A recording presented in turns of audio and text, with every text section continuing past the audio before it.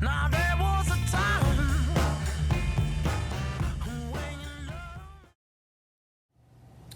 Hi, I'm Trent with the Drunken Public Service YouTube channel, and I'm going to do a special little episode, little video here, dedicated to subscriber Rochelle, who, along with her son Braden, are friends of mine and my daughters, and this episode is dedicated to them and inspired by them because we like to play Play-Doh together. I got to thinking about Play-Doh, and maybe I should learn a little bit more about it. And if it's interesting, I'll try and share that with others. And that's exactly what happened. It turns out that Play-Doh is nothing more than flour, water, salt, a little bit of boric acid, and mineral oil. The boric acid is to keep it from molding. But it's a pretty simple formula, and it's completely, well, not completely, but as far as I know, but relatively unchanged since its original form. Play-Doh was invented in the mid 30s as a wallpaper cleaner to get soot off of wallpaper. This was done by a Cincinnati-based soap company. So the soot, of course, from indoor wood-burning stoves or fireplaces would attach to the wallpaper. So you would use this special putty to pull that off. Pretty neat.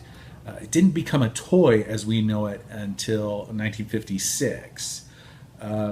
See, for a few years there before 56, the niece of one of the creators ran a daycare and used Play-Doh as a craft material for the kids. Well, the kids loved it, so a toy was born out of something that was being used to clean wallpaper. I thought that was pretty neat. It was originally called the Rainbow Crafts Company. They were the original producers of Play-Doh, and they actually kept it until the early 70s when they sold to General Mills. Now, the company was allowed to kind of run itself. It was then merged with Kenner, also owned by General Mills in the 80s. And then in 1987, the brand was sold to the Tonka Corporation, and then subsequently sold one more time in 1991 to Hasbro, who still owns it to this day. So a little bit interesting. Play-Doh's been owned by several companies, including General Mills. Pretty wild. The original Play-Doh came in a cardboard can with a metal bottom. If you're as old as I am, you remember that.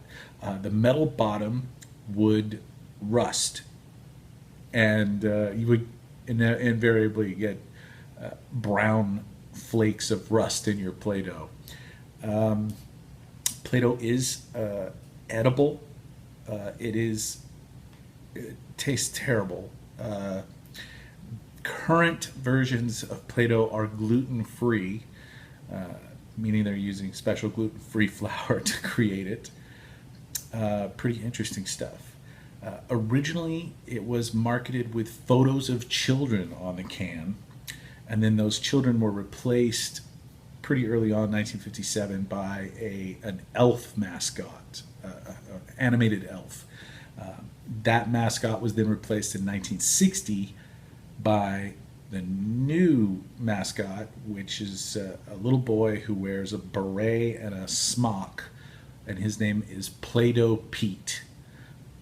They did remove the beret in 2002 and put a baseball cap on him, but he's still the same Play-Doh Pete from 1960. Interesting stuff. Who knew that Play-Doh would be so neat? The first toy was the Play-Doh Fun Factory. It was created all the way back in 1960. So, still sold today. So strange. Well, those are some fun facts about Play-Doh.